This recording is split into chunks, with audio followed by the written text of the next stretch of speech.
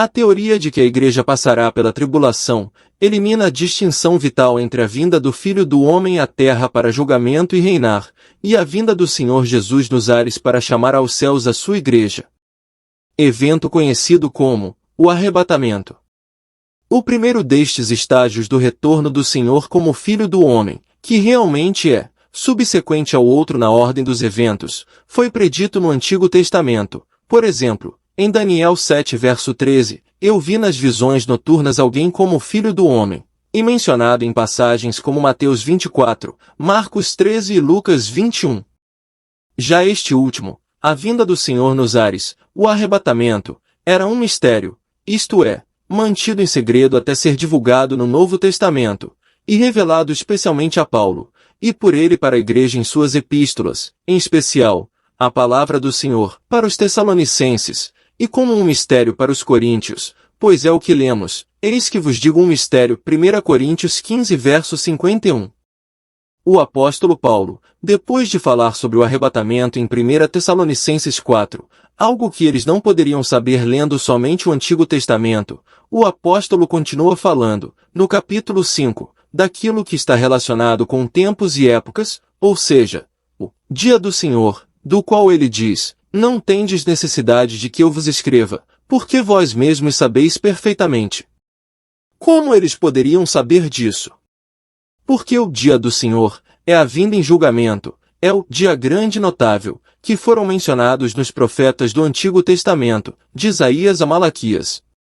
Mas se os Tessalonicenses e os coríntios necessitavam de revelações especiais para os informar sobre a vinda do Senhor para a sua igreja, como se poderia supor que os apóstolos, no Evangelho de Mateus 24 tivessem em mente esta vinda, que naquela época era um mistério não revelado? É realmente muito anticientífico, para usar uma expressão moderna, reler nas mentes dos apóstolos aquilo que, se estivesse lá, teria sido nada menos que uma vaga ideia surpreendente. Não, o Senhor não foi enviado senão às ovelhas perdidas da casa de Israel. Ele se dirigia a 4 dessas ovelhas perdidas, que haviam ouvido a voz do pastor, e elas estavam com ele na relação de um remanescente judaico fiel ao seu Messias, e representavam esse remanescente fiel nos últimos dias. Todos os temas e circunstâncias de Mateus 24 são judeus, e dependem da destruição de Jerusalém, a tribulação deste povo. Leia Lucas 21. Que diz, grande ira sobre este povo. E Mateus 24 continua falando da vinda do Filho do Homem para a sua libertação, como predito em Zacarias 14. É claro que aqueles que enfatizam o título aqui usado, de Filho do Homem, não querem dizer que este nunca seja usado quando estão em questão de verdades diretamente aplicáveis à Igreja. Tudo o que se quer dizer é que onde você tem a vinda do Filho do Homem, a referência é a vinda do Filho do Homem conforme revelado a Daniel. Um escritor, sem o menor senso de interpretação bíblica, referiu-se à notável semelhança entre as vindas descritas em Mateus 24 e 1 Tessalonicenses 4. Infelizmente, ele se absteve de indicar os pontos de semelhança. Mas ele não apresentou, porque não existe. Qualquer um que acredite que as Escrituras são inspiradas por Deus ficaria, penso eu, mais impressionado com os pontos de contraste do que com os pontos de semelhança. As palavras das Escrituras não são usadas ao acaso. Diferenças que podem não significar nada num mero livro humano têm muitas vezes um significado profundo no livro de Deus. É verdade que existem certas semelhanças superficiais. Em ambas as passagens é descrita uma vinda, e a da mesma pessoa. Mas os dois eventos diferem quanto a circunstâncias, maneira e objetos. Quanto às circunstâncias, ambas as passagens de fato se referem à mesma pessoa, Jesus Cristo, mas por que essa pessoa é descrita como Filho do Homem em Mateus, e como o próprio Senhor em 1 Tessalonicenses 4? Perguntamos se não há significado no fato de que a vinda em Mateus 24 é precedido pelo sinal do Filho do Homem, pelas maravilhas celestiais e pela grande tribulação, e é comparado ao dilúvio e tem, portanto, caráter de julgamento divino, enquanto que, em 1 Tessalonicenses 4 não há uma palavra de sinais premonitórios ou tribulação, nem indício de julgamento acompanhante? Quanto à maneira, em Mateus 24, A vinda é assim descrita: então as tribos da terra se lamentarão e verão o Filho do Homem vindo nas nuvens do céu com poder e grande glória, e ele enviará os seus anjos, e eles reunirão os seus eleitos. Em 1 Tessalonicenses 4, as tribos da terra não aparecem em cena, nem os anjos são mencionados sequer uma vez. Os santos são reunidos pela voz pessoal do Senhor e pela trombeta de Deus. A ação aqui em 1 Tessalonicenses 4 é instantânea, num abrir e piscar de olhos, mas o evento de enviar anjos e reunir o povo por meio da sua atuação, como em Mateus 24, apresenta a ideia de tempo. A vinda de Jesus como Filho do Homem em Mateus 24 é pública. Todas as tribos da terra se lamentarão. Não há menção disso em conexão com a vinda do Senhor Jesus em 1 Tessalonicenses 4. Tudo termina, num momento, num abrir e fechar de olhos. Confira 1 Coríntios 15, onde a mesma vinda é descrita, e o efeito no mundo em geral não é mencionado. É absurdo afirmar que porque o mesmo Senhor descerá do céu com alarido, e com voz de arcanjo, e com a trombeta de Deus, 1 Tessalonicenses 4 verso 16, o mundo ouvirá. Em João 12 temos um relato autêntico de Deus falando do céu em palavras definidas. Para alguns que estavam ali, foi apenas um trovão. Deus pode fazer ouvir sua voz a quem Ele quiser, e vê-la a quem Ele quiser. Quanto aos objetos em vista, em Mateus 24, os objetos são duplos. Primeiro, os eleitos. Segundo, o mundo. Em 1 Tessalonicenses 4 os objetos também são duplos, mas diferentes daqueles que acabamos de mencionar. Primeiro, os santos adormecidos que serão ressuscitados, não há menção de ressurreição em Mateus 24, e segundo, os santos vivos, que serão transformados e ambos arrebatados nas nuvens, para estarem para sempre com o Senhor. Mas alguém dirá, não encontramos o arrebatamento mencionado em Mateus 24 versos 40 e 41? Sim, mas é precisamente de caráter inverso ao de 1 Tessalonicenses 4. Os levados em 1 Tessalonicenses 4 são os santos da igreja removidos de um mundo condenado ao julgamento. Em Mateus 24, se compararmos os versículos 40 e 41 com o versículo 39, notamos que os levados correspondem aos ímpios cortados pelo dilúvio, enquanto os deixados correspondem a Noé e sua família, e serão abençoados como eles. Quando o Senhor vier como em 1 Tessalonicenses 4, será uma bênção ser levado embora.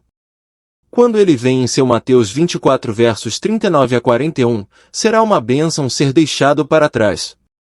Os levados são os ímpios levados a julgamento, que não foram salvos pelo evangelho do reino pregado naqueles dias, e os deixados ficam para entrar com Cristo no reino milenar. Antes de concluir este assunto, temos que dizer que a ordem dos eventos no Apocalipse e o caráter judaico do livro são fortes argumentos contra a falsa teoria de que a igreja passará pela tribulação e grande tribulação. Em Apocalipse 1 verso 19, é dada a divisão tripla do livro, onde diz que o capítulo 1 representa a primeira divisão, os capítulos 2 e 3 a segunda, a saber, as coisas que são, não apenas mensagens para as 7 igrejas literais, mas, como é geralmente admitido, uma visão profética e panorâmica da igreja desde o período apostólico até os últimos dias, e temos no capítulos 4 até o fim, a terceira divisão, ou seja, as coisas que hão de acontecer depois destas. Neste ponto, João é arrebatado ao céu aberto, de onde ele olha para a terra, e daí em diante começa o tratamento de Deus com Israel, Babilônia e as nações. Por que ele não trata mais com as igrejas? Porque, como creio, o arrebatamento de João em Apocalipse 4 é apenas representativo do arrebatamento de toda a igreja, que pode ser representada no capítulo 4 sob a figura de 24 anciãos vestidos de branco. Estes estão sentados ao redor do trono, em contraste com a grande multidão no capítulo 7, que é vista em pé diante do trono. No capítulo 5, o Senhor Jesus é mencionado como o leão da tribo de Judá, a raiz de Davi, evidentemente em contraste com Israel, pois não é nesses termos que ele nos é apresentado em relação à igreja. Mais tarde, o leão é visto como o cordeiro, uma palavra usada para ele apenas no Apocalipse, e bastante distinta daquela empregada no Evangelho de João 1 verso 29 e 36, Atos 8 verso 32, e 1 Pedro 1 verso 19. Foi como o cordeiro que ele comprou o mundo, e pode reivindicar romper os selos do livro, os títulos de propriedade da compra da terra. É dele como o cordeiro que os seres viventes e os 24 anciãos dão testemunho, como também do sangue, o preço de compra. Leia Jeremias 32 versos 8 a 12. À medida que cada um dos primeiros 4 selos é quebrado, uma criatura vivente clama, venha! E imediatamente há uma manifestação correspondente de energia na terra, que mostra que embora o homem proponha e Satanás se oponha, ainda é Deus quem dispõe. Muitos acreditam que o conquistador do capítulo 6 é apenas a imitação de Satanás daquele outro conquistador em um cavalo branco de Apocalipse 19. E não é outro senão o homem do pecado de 2 Tessalonicenses 2, que está destinado a fazer uma aliança de 7 anos, não com a igreja, mas com o povo de Daniel, Israel. O 5º selo pode muito bem corresponder em medida à grande tribulação, consequente à quebra dessa aliança no meio do período de 7 anos. Esta tribulação, idêntica, creio eu, ao tempo da angústia de Jacó, Jeremias 30 verso 7, continua até o fim, até aquele, um dia de Zacarias 14 verso 7. É notável que no versículo 1 deste capítulo a versão revisada diz, não, o dia do Senhor vem, mas um dia do Senhor vem, ou seja, um dia especial, descrito abaixo como um dia quando a luz se acenderá, não será claro nem escuro, nem dia nem noite, devido, talvez, ao escurecimento dos corpos celestes?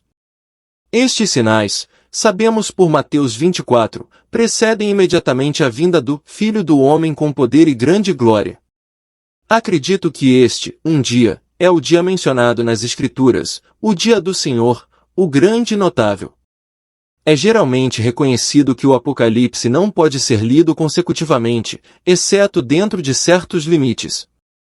O Espírito de Deus continuamente nos leva até o fim, embora por fim ainda não tenha chegado. Assim, o capítulo 5 nos leva às cenas milenares, capítulos 6, 14 e 19, ao que parece ser em cada caso, pelo menos nos 2 últimos, o clímax do julgamento final. Mas onde quer que estejamos, o registro está tingido com uma coloração judaica. A própria oração das almas sob o altar, no capítulo 6, que clama por vingança contra seus inimigos, certamente é suficiente para mostrar que estes não são mártires cristãos, mas judeus salvos depois do arrebatamento. Embora a resposta mostre que o dia da tribulação ainda estava em andamento.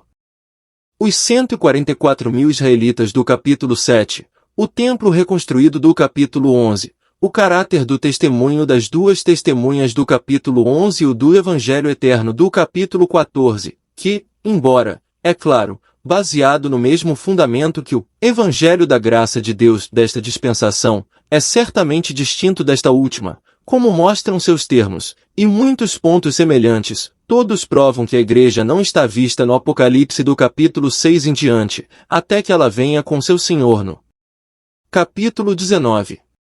A esperança do cristão não é uma vida longa nem uma morte sem dor. Não é nem a conversão do mundo nem o julgamento do mundo. Não é o dia do Senhor nem a grande tribulação, mas a vinda do Senhor nos ares para o arrebatamento. A teoria de que a igreja passará pela tribulação tira esta esperança de todo salvo desta dispensação. Mas, não precisamos termos esta falsa teoria, pois uma das últimas promessas de Cristo foi, virei outra vez, e sua última garantia antes do fechamento do livro de Apocalipse foi, eis que venho sem demora. Era por ele mesmo, não os acontecimentos na terra, muito menos a grande tribulação, pela qual ele nos faria esperar. Temos a certeza de que a grande tribulação é apenas como um semáforo que mergulha para mostrar que o trem está na hora certa, mas a ilustração não é muito feliz, pois se um semáforo afundasse e o trem demorasse 3 anos e meio para chegar, deveríamos supor que houve um acidente.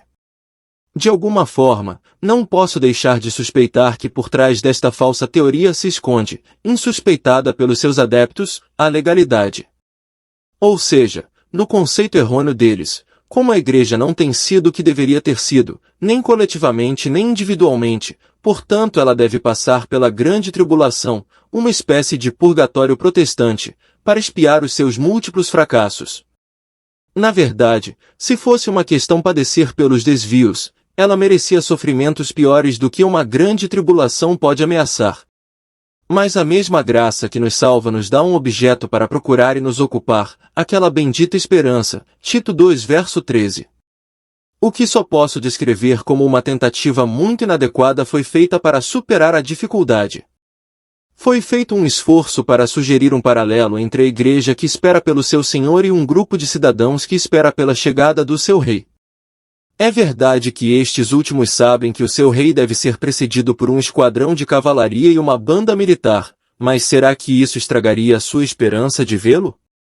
Eles não prefeririam forçar os olhos e os ouvidos para captar a primeira visão e o esforço do líder da procissão? Assim argumenta o apologista da tribulação. Muito bem, mas o que corresponderia no caso da igreja a estes alegres acordes musicais? A perseguição mais terrível que o mundo já conheceu, pior que os massacres mundiais, uma grande tribulação, como nunca houve desde o princípio do mundo até agora, nem jamais haverá. Mateus 24 verso 21. Se, voltando ao suposto paralelo, os cidadãos soubessem que antes que o seu rei pudesse aparecer, teriam de suportar 3 anos e meio de tortura e massacre na prisão, afirmo que seria inútil falar-lhes da vinda do seu rei com esta sombra terrível em seu caminho. Os tessalonicenses foram ensinados por Deus a esperar pelo seu Filho do céu, a esperar o próprio Senhor, porque era, por assim dizer, a próxima coisa a acontecer no programa celestial, o arrebatamento da igreja.